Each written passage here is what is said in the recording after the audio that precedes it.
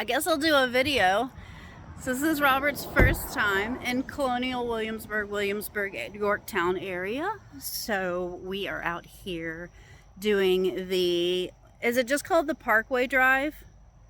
There's a Parkway Drive in Williamsburg. It's a historic drive where you pull over. Yeah. And Jamestown Parkway. Yeah. So there's a bunch of pull-offs and these big signs on the side so that you can read them for historical information. So we're going to come and look at every single one because that's what he wants to do this morning. And then we have other plans today. Hopefully we can go to a museum later on. So cool. All right, so here is the first sign. This is the first pull-off. Williamsburg. The main roads. This is Jones Mill Pond. The Mill Pond and the Mill Dam, now covered by Colonial Parkway, shows Civil War maps and may have existed in colonial times. Let me zoom out. Got some bikes going by. How pretty. So a Union advance. On May 5th, 1862, Lieutenant George A. Custer, who in 1876 made his last stand on Little Bighorn River in Montana, led a detachment along the roadway here over Cub Dam Creek to occupy the Confederate work on the bluff immediately beyond. This maneuver in the Battle of Williamsburg came as the Union Army advanced toward Richmond in the Peninsular Campaign.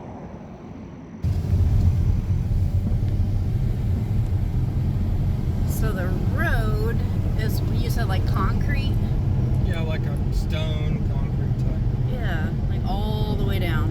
A park.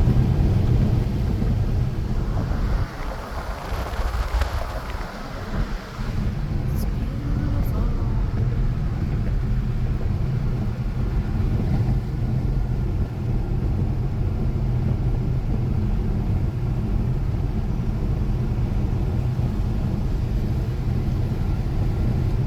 It's very, very sunny out.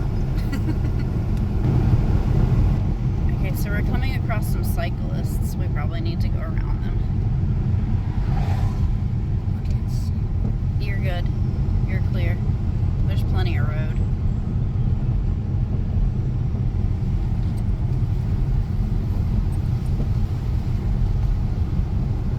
There you go. They're all training. They do a thing in Richmond City that it's like a triathlon or whatever, and they like shut down like half the city so that they can ride through the city and stuff. It's really cool. I love how that just opens up to like water.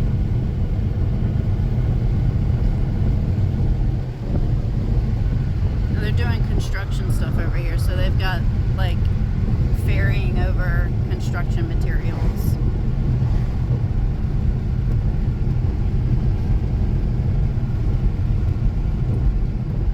That's a nice boulder. I like your boulder.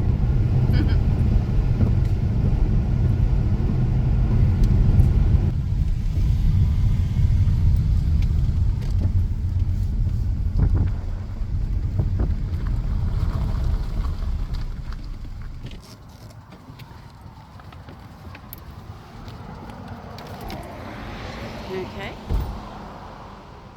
So this is the Chatham Annex. The piers and structures across the water are an extension of the naval base at Norfolk. That's where I was born, actually, in Norfolk Naval Base Hospital. This takes advantage of the excellent York River deep water channel, as did Cornwallis when, in 1781, he chose Yorktown as his base. And you can see, like I said, they've got some boats out there that are doing materials, but if you look in this direction, That's where the annex is over there. I don't know if I can focus on it. I'm trying.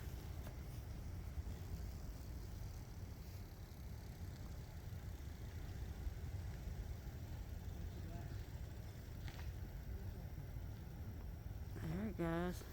Yay for Samsung. Can you see zoomed in, babe? Yeah. Can you see it zoomed in? Yeah. That's the annex over there.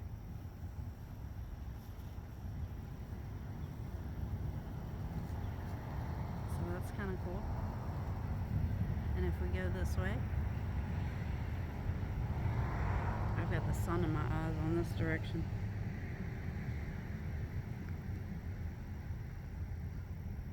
Got some boats out here.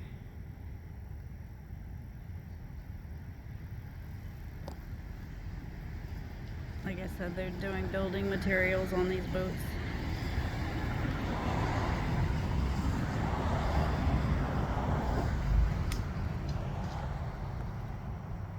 And he's over here looking at another sign, so give me a second.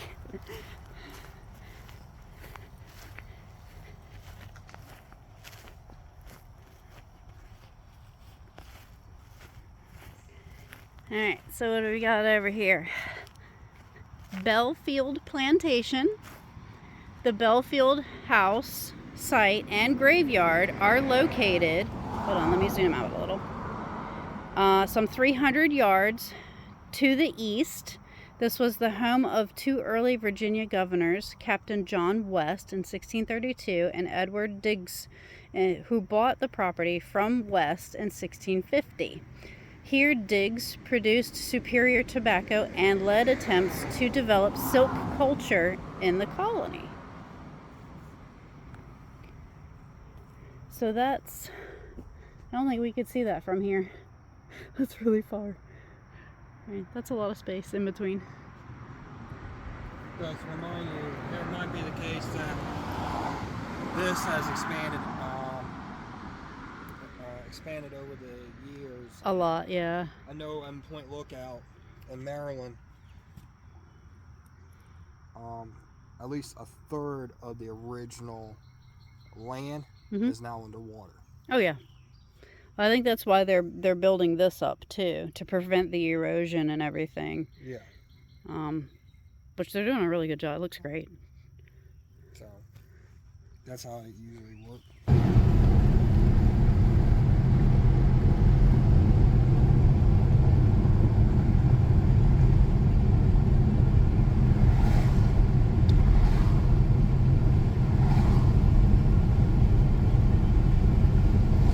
Show how beautiful this ride is. It's gorgeous.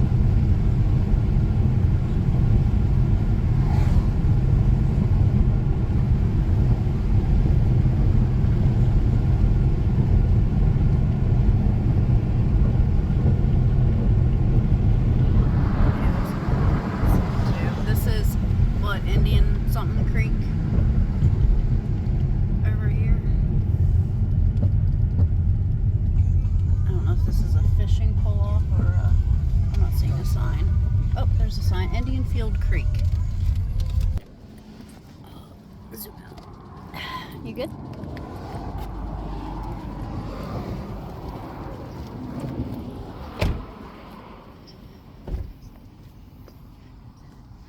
A nice view behind us. We're over here on the side. Okay. So this is Indian Field Creek. The ground to the south along this creek was the home of Kikak Indians. I don't know how to pronounce that. A small tribe whose leader was a werowance or petty chief under Powhatan. As the English began to settle this area in about 1630, I can't pronounce it, they moved across the York River into the present Gloucester County. My stepsister lived in Gloucester for a very long time, so I'm familiar with the area. That's very, very pretty. And there's people over here fishing, like over in that corner over there. They can. Yeah, you can fish here, but you can't fish at the other spot we were at. Well, you can, but you better not get caught. Hey, don't encourage it. Bad behavior. There's dragonflies everywhere.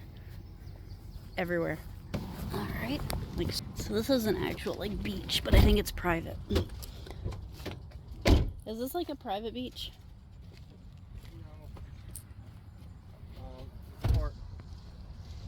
Oh, there's a dog.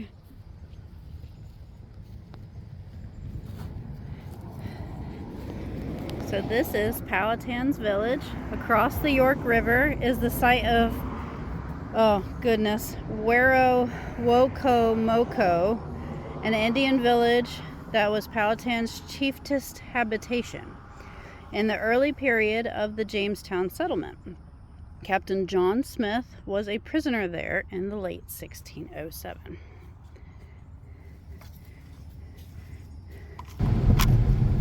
Like a bridge or something over there. What's over there? That's that way. Oh, okay. Another cyclist.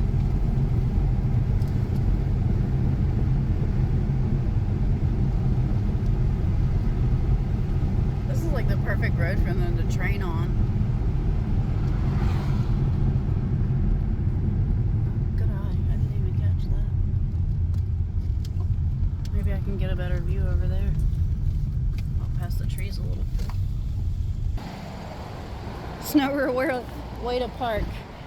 So this is the York River, if we haven't said it before, known to the Indians as the Pamunkey.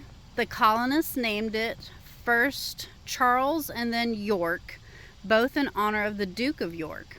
While only 26 miles in length, the tidal waters of the York River flow over the deepest natural channel of any Chesapeake Bay tributary. Now, I'm not the best up on my terminology. I'd have to look up what a tributary is personally. That's quite a little fall, so let's avoid that. No, I can't see it from here. There's two. So it's a little loud over here, motorcycles. This is the Naval Weapons Station. The piers extending into the York River just to the right serve as a major Navy installation since its establishment in 1918. Then as a mine depot. It has served our country in 2 world wars and the Korean conflict, as well as in peacetime. So that's for a weapons station over there, that pier that we keep seeing. It's really long. It's like in the middle of the river. So I'm guessing the road ends at the Yorktown battlefield, because that's what we have just entered. I think the battlefield's like $15 a person. I can probably call it, flip that. If you want, I don't know how much there is to see. It looks like a big building over there.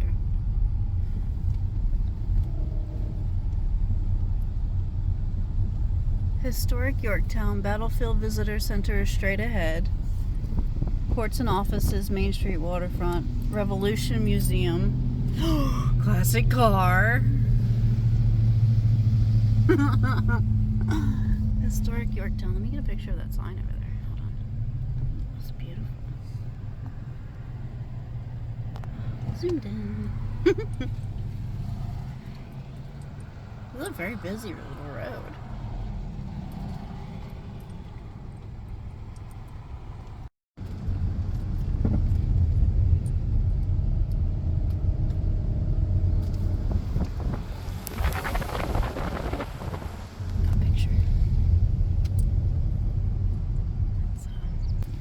Okay, it says the hornwork.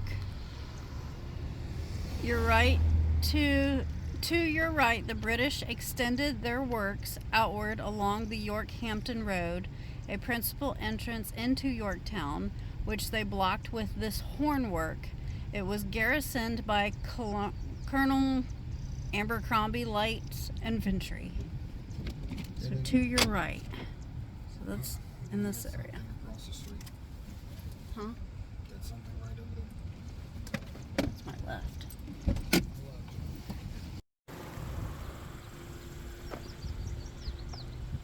I'm coming. British Inner Defense Line. That's a lot and I'm not reading it all. But I will take a picture of it and put it up if anybody needs to pause the video.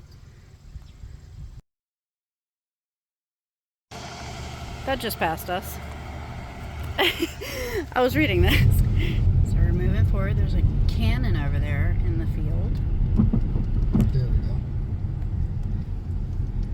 And this should be the Welcome Center.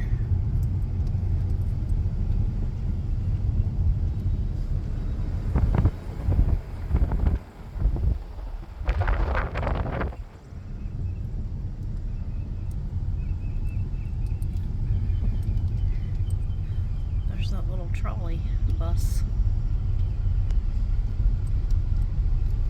Yorktown Visitor Center.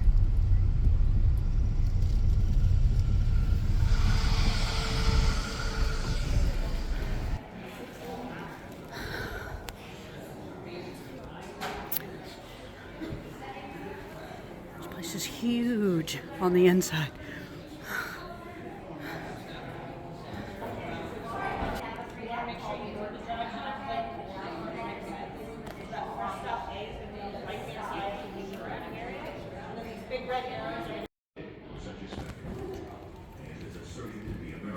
You're looking in the butt of a boat. Do you know that? It's like a whole dining set. You can go in it. What?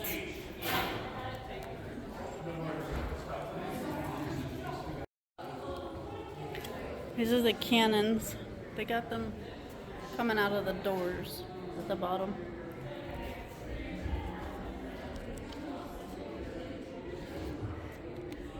Cast in 1776, 3-pounder cannon was among 244 artillery pieces turned in over to the Continental Army when British Army capitulated at Yorktown. Yeah, you want to go downstairs, don't you? You're like, look at the cannons. Okay, so this is British Brown Bess. The trigger guard from the British Brown Bess musket balls discovered, and then this is the butt plate, and this is the numbers on the Brown Bess that indicated where it was from. So this is 31st Musket Company C-33D Regiment of Foot, the bayonet, the badge of Von Boss Regiment. Those are half pennies. Oh, there's a downstairs. We're going downstairs. We're going in the boat. We're going in the boat. Oh, I see. Yeah, I'm too tall for this. Cannons are on the floor. It's hard to see. It's dark in here. Could you imagine being on a boat and it's this dark? This is what it's like in Jamestown when they put you on the boat, the real boat. This is what it looks like. It's very crowded, very short, but the cannons are bigger. They're like blocking the walkway. Oh my lord. Yeah. Watch your head.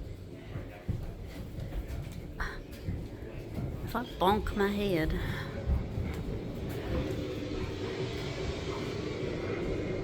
Some water sounds. Cannon over here. It's hard to see. Let me see if I can get a... Hold on. There. Cannon. It's hard to see. Are you rocking the cradle? Aww. The dining set. Now they got a mirror put up so it looks like twice as big as it is. Yeah. Please don't climb in the hammock, ropes can break. Then don't rock the cradle.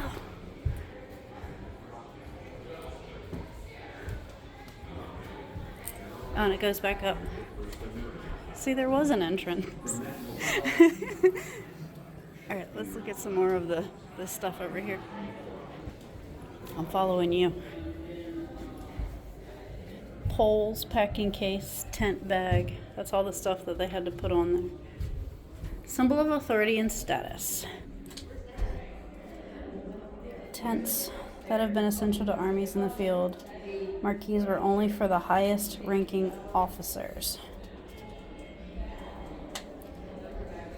So everybody else wasn't allowed a tent, I guess. But look at all this.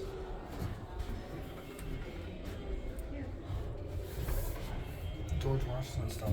It's a whole nother room over there. They got like a dark window in front of it, so it's hard to see. But this is what his tent would look like. Yeah. Look at the footstool over here. Look, it's like padded and adorned, and Right. it's beautiful. That's the tent poles and stuff, and what they packed. That's the packing case they put it all in. That's hard to see any of this. It's all like backlit. So these are tools. So these are digging tools, axes, a vent pick for loading the firing cannon, mortar shell found at Grand French Battery, buttons from the French 64th Royal Artillery and United States Continental Army. See if I can zoom in on them. How cool is that? Look how detailed they are. The weight from a gunner's quadrant used to set the elevation of the cannon's muzzle. It's a weight. Mm-hmm. They like literally like a fishing weight. It's so small. So what's over here? Mortars, mortar fragments, grape shots, musket balls, and a button.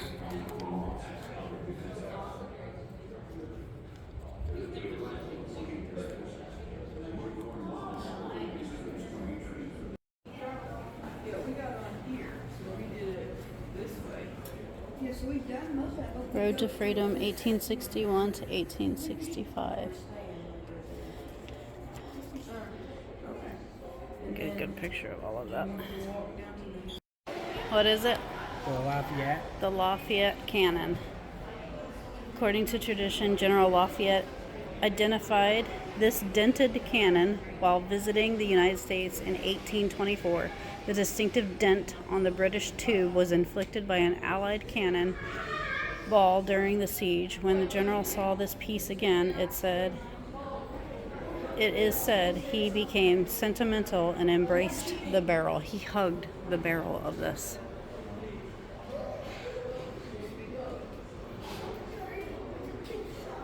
There you can see how it's built. It got hit by friendly fire. Look, it's got. That's called the sponge. That's the rammer, the wormer, and the ladle. So that puts the gunpowder in, I presume. The charge. Yeah. So what would that do? Pull everything out? No, That would pack it. I'm not. That would probably clean it. I know, I would. It'd be fun to learn.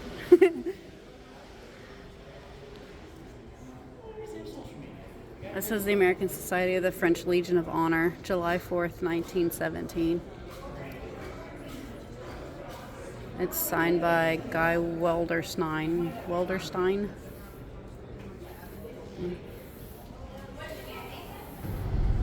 Alright, so this is the tour. We can drive it ourselves. So do I go straight or A little map. No, we follow them, I think. I would hope. I'm not the best at basic maps. We turned out of the visitor center.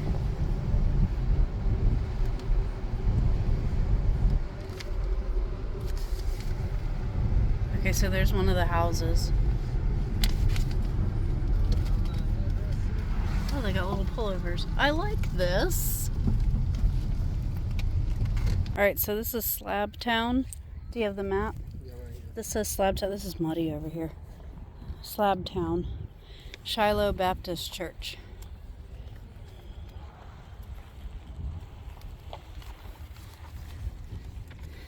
It's so muddy.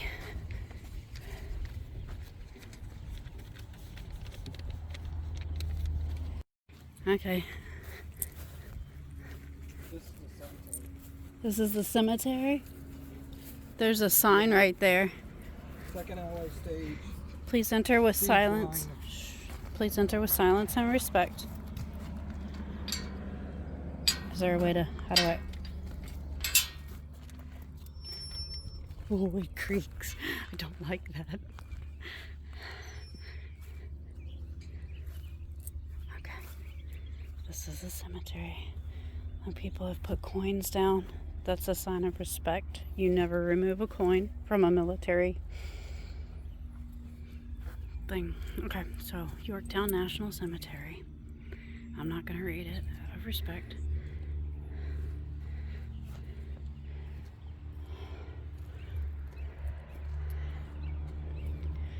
If you read this, a lot of these say unknown soldiers.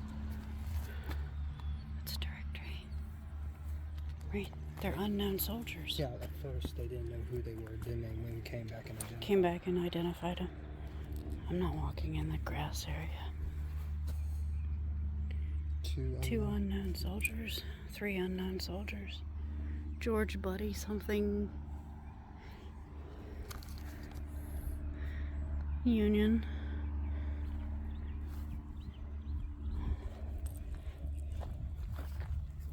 Thaddeus Hayden. Sharpshooter. U.S. soldier unknown. Almost all of them have coins. That one only has 1 coin. 3 unknown. 2 unknown. Private. Unknown. Oh my gosh, I mean, it just keeps going. Let's go over to that wall. You want to go over here? Okay. We're being very quiet.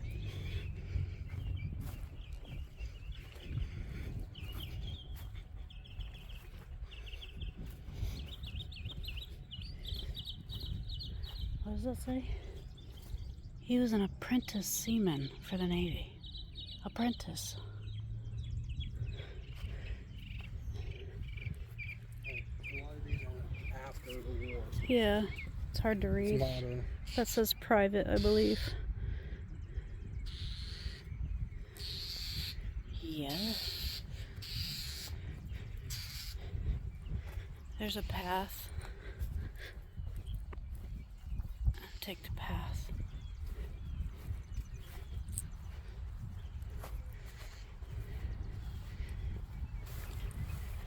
Okay. Bivouac of the Dead. Oh, it's a song.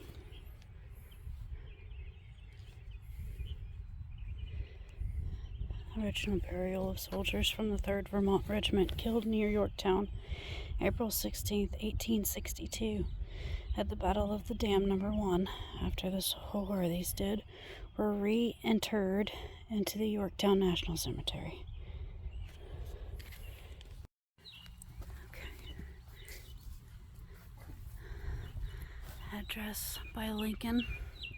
Dedication of the Gettysburg National Cemetery. This was his whole address.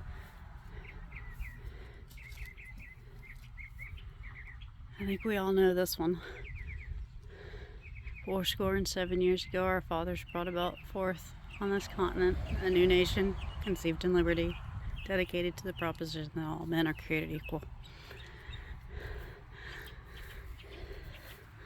Screened in front porch. It's beautiful. I don't think we're allowed in there though. No. I really don't. So there's a path out. I taught that out. You're standing near the left side of the reconstructed second siege line. A large portion of the line, to Cornwallis's consternation, was constructed under the cover of darkness, October 11th and 12th of 1781. At daybreak, the British saw that their enemies now had them within point-blank artillery range, 360 yards away. So that's what they did.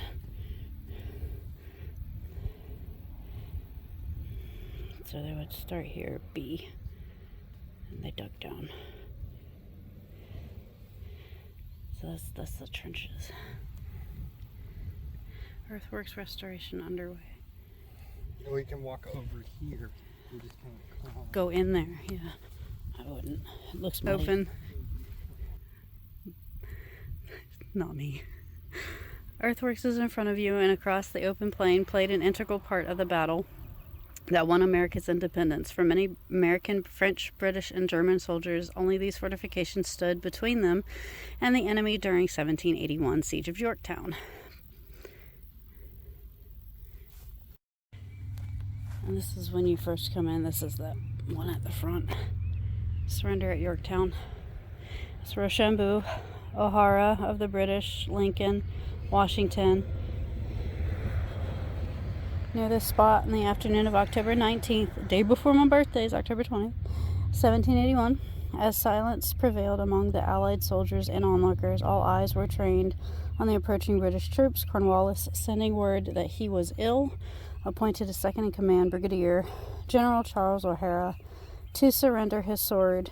O'Hara mistakenly approached the French General Rochambeau to present the sword.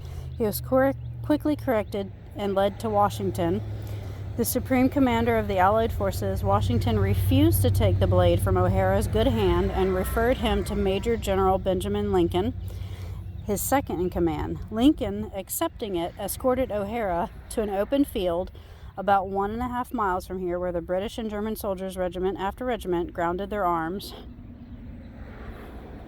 This is where they surrendered. Did you hear that? Mm-hmm. Lincoln, he surrendered. Cornwallis said he was ill and told his second-in-command, O'Hara, to surrender his sword. O'Hara went to Rochambeau by accident. Rochambeau sent him to Washington.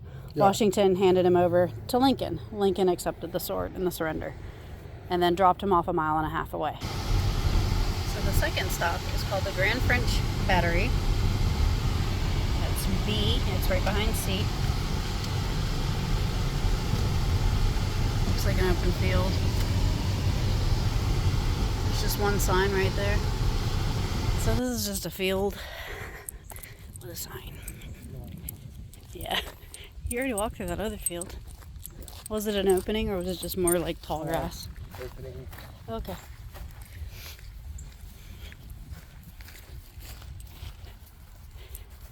Alright, this is the first Allied siege line.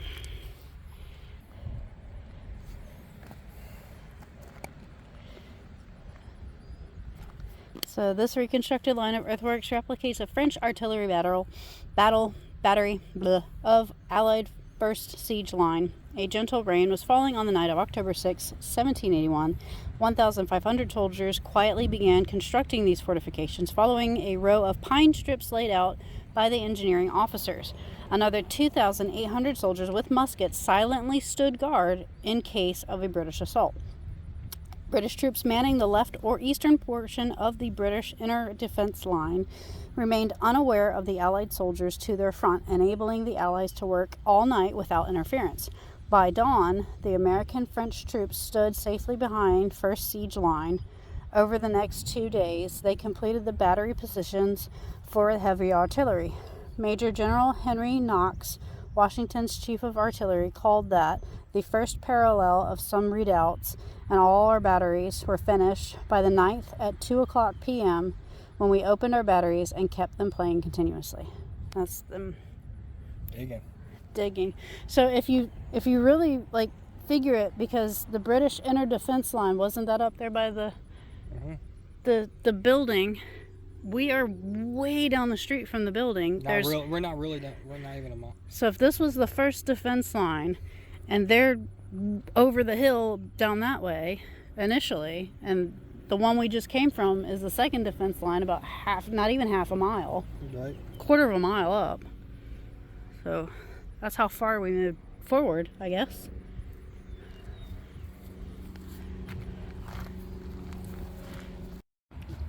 Alright, so first Allied siege line, the Grand French Battery. So they got a pretty good map. So the British defenses was here, and this is now where the welcoming center is, right? In this area. And we're over here at the first siege. Mm-hmm. And the second siege is like roughly like right here, right? Yeah. So, artillery of 1781, French and American artillerymen used 3 types of cannons in the siege. So these are field guns. Their effective range is 900 to 1,340 yards, fired manually, solid shot to batter down enemy earthworks, but could fire grape shots against troops. And these are mortars. Effective range is 670 to 1,670 yards, fired explosive shells called bombs at a high angle so they would drop behind the earthworks. And these are called howitzers. Effective range is 900 to 1,120 yards. Fired bombs at low velocity, medium, high angle. An American artillery officer wrote that in the siege, the howitzers are of the greatest importance in firing ricochet as the shell hops along the ground and drops over the enemy's parapet, destroying them where they thought themselves most secure. So basically, it would Just skip. bounce. Yeah. Just like what's that movie? The Patriot, where you see the cannonball hop around. So it really did that. Yeah. And take out people's legs and all that stuff. It really did that. Whereas like this, that would blow right through, and that was. The field guns is what you think of a cannon. Yeah, that's what we think of as a cannon. They actually have cannons set up over here, over this makeshift bridge. Field gun and a house. Oh, they have all three of them. Yeah, actually, yeah. They have Mortar. all three of That's these. a mortar? So that's the mortar, That's the field gun. and that's the howitzer. Yeah. The And look, and this had it swivels. Yeah. Oh, that's gonna be heavy as mess. It takes several guys. I'm guessing that was like a dugout. Yeah. Jim, you can't even see where you're firing. Is that not crazy? Sorry, this is a howitzer. That's a field gun. Field gun. Look at the detail. I don't want to get too close. It says Behringer Dore. What does it say on the other side?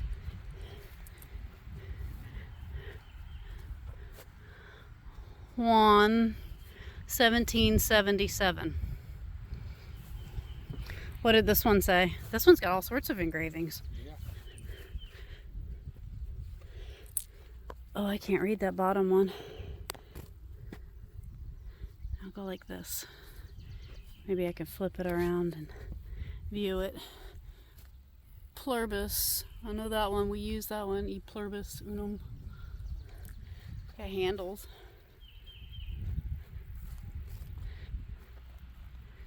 It's all written in like Latin. I don't know what any of it says. Alright, so we are exhausted. There is like no cloud coverage. It is beaten down on us. There's only so much sunblock that my pale skin can take. We're gonna head and go get food. But we did a visitor center. We went all the way up through here. And then C and B. There's other locations, 3 other locations. I don't think I have it in me. I don't think he has it in him. Let's open the whole map and show how big this, like, we went. This part we don't have to worry about. Yeah. It's all this. Yeah. This is what the, But we went down the Colonial Parkway.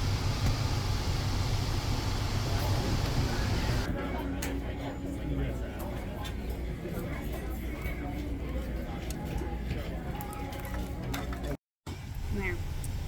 So, we did historic Yorktown. We went out with dozens of friends. We had a lovely little breakfast. We went down, what was that, the parkway, the historic parkway, and got to read all the signs and take pictures. And we had a huge seafood buffet. So I take this as maybe like an early birthday kind of present for you. How was your first time in Williamsburg? that's great. It was great. You liked it. Did you learn a lot? Yes. Me too.